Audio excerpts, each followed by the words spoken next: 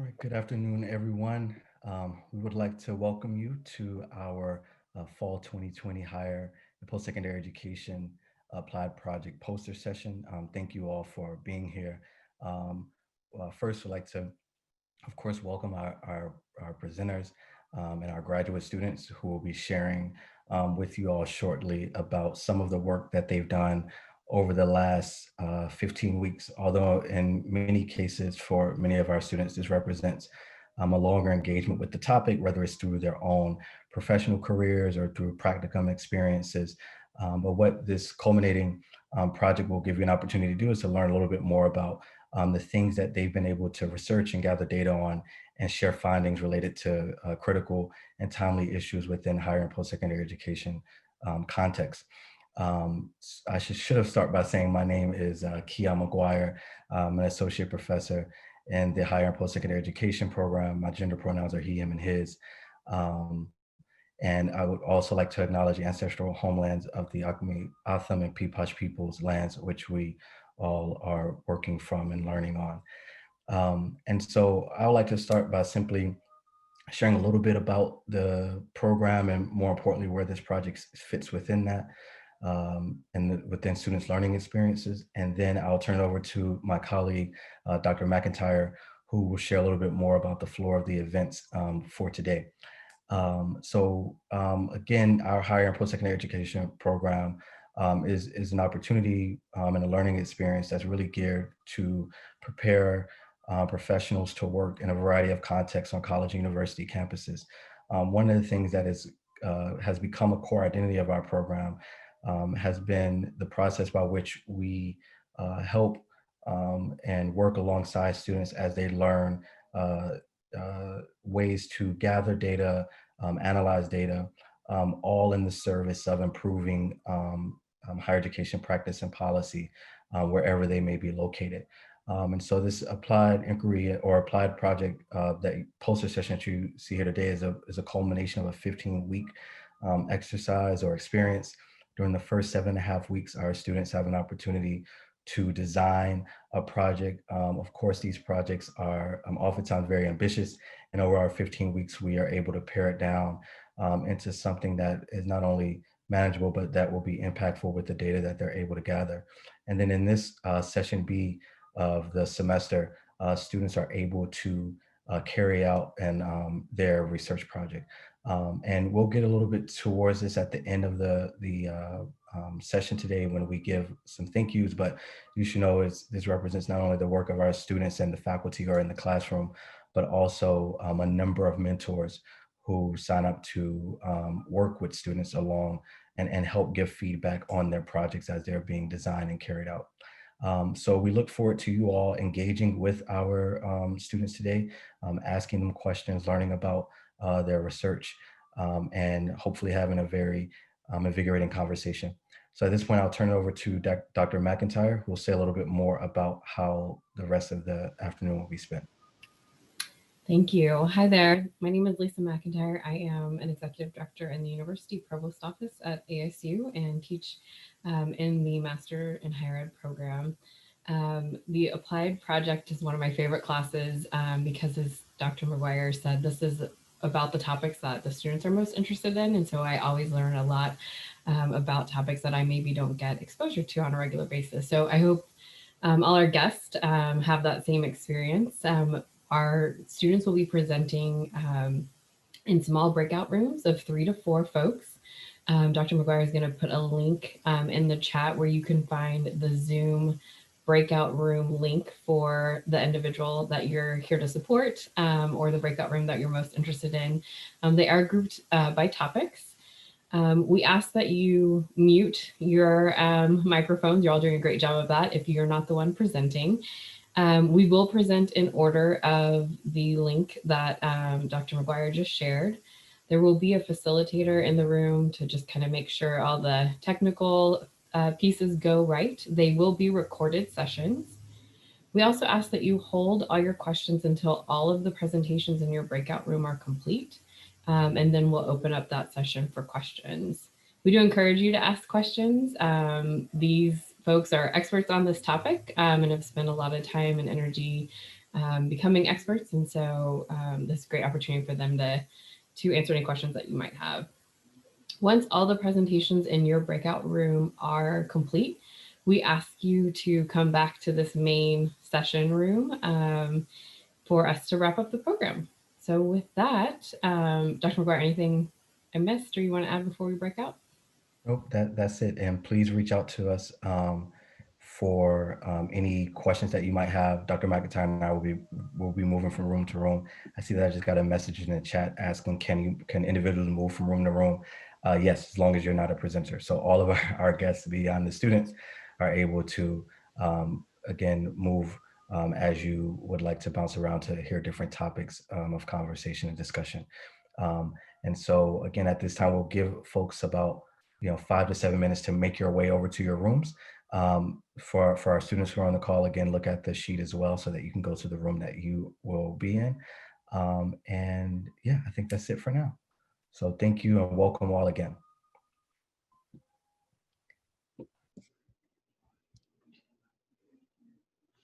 Okay, so hi everyone, my name is Jordain McDanel, and for my presentation, I'm going to do academic advisors and graduate student relationships. So this kind of sparked my interest over the summer when I did my practicum with the Master of Social Work program in the advising department. So my research problem. So in this study, I wanted to discover the relationship between students and their academic advisors, specifically graduate students. And I got to work with the Master of Social Work Advising Department. And one of the main problems that I wanted to be addressed was how students recognize the relationships with their advisors, and also if the Master of Social Work students feel that they're fully supported by their academic advisors. So something I noticed over the summer was a lot of students felt that they weren't fully supported when they would speak with their advisors. So I kind of wanted to figure out why they felt this way. So my research question, so I had one main question was, how do students describe their experiences with their advisors? And then I had 3 sub-questions. So my first one was, how do students describe an ideal advising relationship? And then the second one is, do students prefer a team of advisors instead of one advisor? And then 3, what was their most beneficial advising experience? And then moving to the methodology. So my setting for my research was ASU's downtown Phoenix campus, the MSW program, which is located in the Watts College of Public Service and Community Solutions. And like I said, all my participants were graduate students. And I conducted a survey with 13 questions, and they were combined with Likert scale questions and multiple choice questions. And then I actually got a pretty good response rate of 75 participants, which was much more than I could have imagined. And then some demographics, 96% were female, 1% was male, and then 3% was gender nonconforming. And then another thing, so the age range of the participants, about 12% was 20 to 23, and then 31% was 24 to 29, and then another 31% was 30 to 39. So about 62% of the participants were between ages 24 and 39. And then I did have 27% of students over 40. And then one of my key findings was good communication. So good communication is key to creating that professional relationship between students and their advisors. So this was mentioned by about 65% of the participants in all 3 of my open-ended questions. So I provided here a participant quote. So maintaining communication throughout your degree, able to answer all your needs and not to refer you to other people. So good communication. So a lot of students brought up how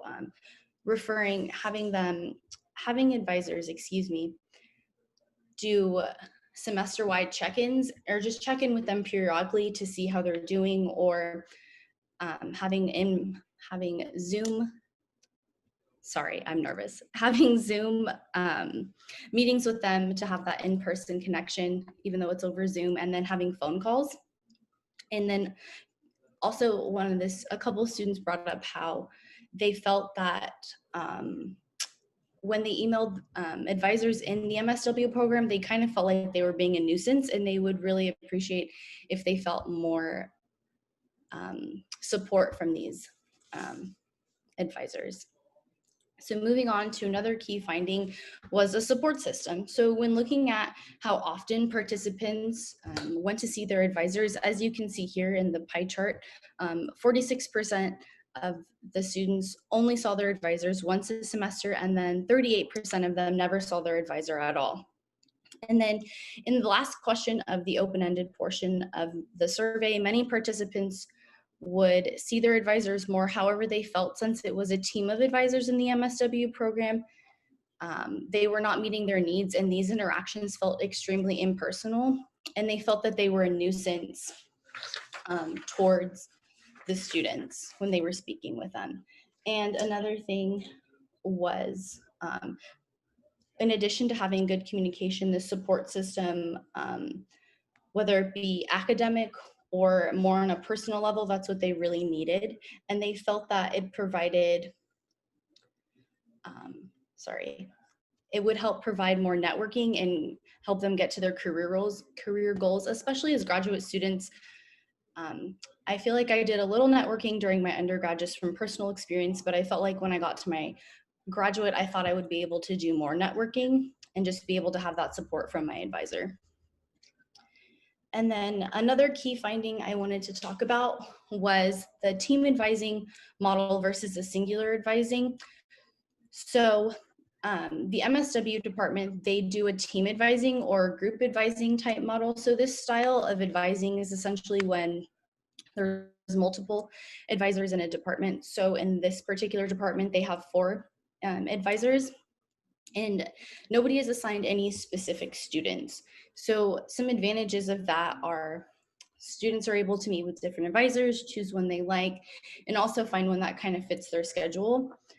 But in addition to that, some disadvantages are going to be if students do not take, or if advisors do not take notes about these students during their appointments and they don't communicate with one another, they don't know what's going on with all the students. And sometimes just because there's more than one advisor and they are doing team advising, it doesn't mean they're all going to have great availability. And then, so this bar graph right here shows when I asked the question to the participants if they preferred team advising over singular advising, 75% of the students said they did not like it. And something I wanted to also note was during the open-ended questions, students were really, they felt very impersonal interactions with the advisors because of the team advising. And they would really, and a lot of them mentioned they wanted to have an advisor assigned to them at the beginning of their program, just so they felt that they could go to them for the things that they need. And then also they felt that their advisors didn't really communicate with one another. So if one student was having a particular issue, another advisor wasn't aware of this particular issue. And so then my research showed that students preferred having that one assigned advisor because a lot of them did bring up that they had this advantage during their undergraduate degree. And then some of my implications. So for researchers, to expand the scope of this research, so more departments at ASU, to kind of figure out what's working. I would like to know what's working for other departments, what kind of advising they're doing, and if they are doing the team advising, kind of how it's working for them. And also more participants, so new participants from other advising departments, and then more participants from the MSW program. Is it just these 75 students who are feeling this way, or if it's more students in the program that are also feeling this way? And then for practitioners, maybe move in the MSW department specifically, maybe move away from the team or group advising model and re-implement the use of having it assigned advisors to cultivate those relationships that the students are really craving in graduate school. And then if they don't want to do that, maybe implement the use of emailing the students once a semester so the students feel a sense of support and communication from their advisors. All right, And that ends my Thank you so much. presentation. So thank you for that, Jordan. So I have to say, this is my first time participating in a virtual poster session, and that felt like a whirlwind, but in a good way. So thank you all for your presentations. Both Dr. McIntyre and I had an opportunity to hop around from room to room. I'm actually going to stop talking and turn over to Dr. McIntyre, and I'll say a little bit more to close us out at the end. All right. I just wanted to congratulate all of you. You should be very proud of what you did. I know this semester was like none other. Just like Dr. McGuire, that was my first virtual poster session. And I just want to commend you all on your resilience and determination in making it work. We had all kinds of fun challenges to work through, and we all did it and had great communication. And I think you all, just the potential is limitless for all of you. So I wish you all the best of luck. I hope to hear updates from you all where your careers take you, and um, always here as a resource for you all. So I see all the applause and celebrations going up. It might be a bit much to unmute and do a round of applause, but want to thank all the guests, family members who were able to join us today. That is one of the great things about our virtual opportunity, is that I think we might have been able to expand our audience a bit more. We will be sharing recordings with the students. So if you weren't able to have a guest join us today, please share it with them. There's no way any of us would have made it through this program without all the support of our family and friends. And I also want to thank our colleagues.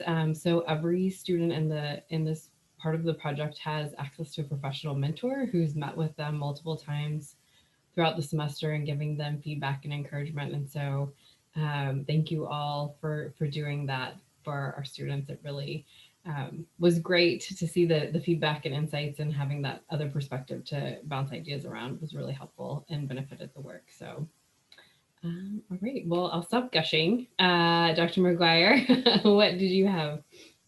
Yeah, so just one more thank you before we move on, which is to Jody and her team, who have handled all the logistical um, responsibilities for today, is setting up the virtual rooms, making sure that all the Zoom links work, and making sure that we have facilitators in each room.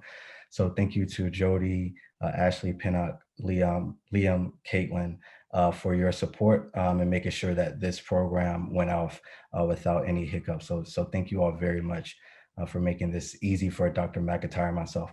I also would just like to echo Dr. McIntyre and thank our mentors. Usually we have like mentors and program instructors like raise their hand. I think there's a reaction to do that. So if you know how to raise your hand or put a thumbs up, maybe if you want to put a thumbs up, how about that? So we can acknowledge all of our mentors and program faculty who teach and work alongside our students throughout the program. Your support is sincerely and deeply appreciated. As you all know, I think one of the biggest strengths of our program is that we have meaningful and long-lasting relationships with individuals who are educators and scholars working both at ASU, but also across the Valley, and sometimes as well as in other states. And so we appreciate the support that you provide, and the mentorship and the learning that you, or the way that you help to expand the learning of our students in our program. So thank you very much for that. And most importantly, I want to say congratulations and thank you to our students. I'm sure it cannot go overstated, I think, how unique this semester has been.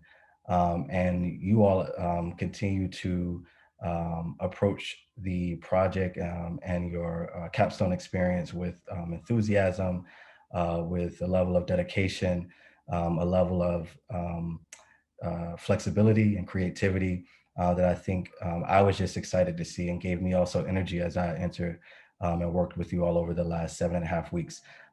And so I know very few things feel like it's normal as far as celebrating things in this particular context, but we do hope that you will find time to honor this moment in some way, to reflect back on all of the hard work that you've accomplished over your time in the program. and that you are able to enjoy at least a moment of reprieve with family and friends and colleagues, because what you have accomplished, not only today and throughout the semester, but over the program, is definitely worth celebrating. And it has been our pleasure to be on this journey alongside of you. So there's just two more things before we wrap up. So first one is kind of an announcement of sorts, which is at the very end, we'll ask all mentors, program faculty, and students to stay on the call so that we can take a photo. We may have to take multiple photos. I actually don't know how this works, taking photos in Zoom, but Jody will be here to assist us with that.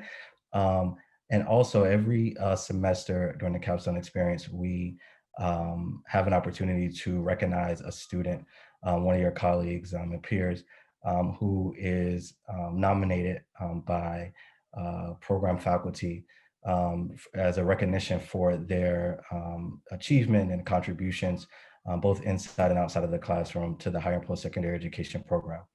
And so this year we'll have an opportunity to do the same.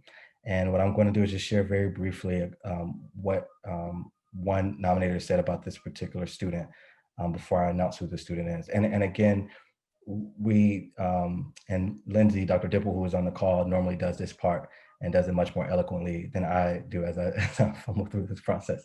But it's really an opportunity for us to recognize a peer who has made significant contributions, who has also impressed upon faculty with their dedication, not simply in this course, but throughout the program, and is therefore worthy of the nomination.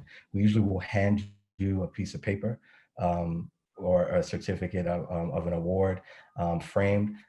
We will have to connect after this in order to pass that along to you. But one nominator said about this student, that this student is extremely engaged. They also demonstrate a high level of intellectual curiosity, and they also not only work well with students, but embrace collaboration, and that this student in particular deserves recognition for their outstanding contributions that they made to the learning environment within and across classrooms. And so without further ado, that student is Dakota Weber. So let's give Dakota a round of applause. And also, Dakota, congratulations. I know you didn't know this was happening. You and I can connect after to make sure that you get your certificate and award. But again, congratulations, and for an award that's well deserved. Okay. Yes, you're welcome. You're welcome. All right. So we're going to stop there. Again, thank you for everyone who came and visited with us. We'll ask for the students and program faculty and mentors to stay on so that we can get one picture, and we'll share that out with everyone as well.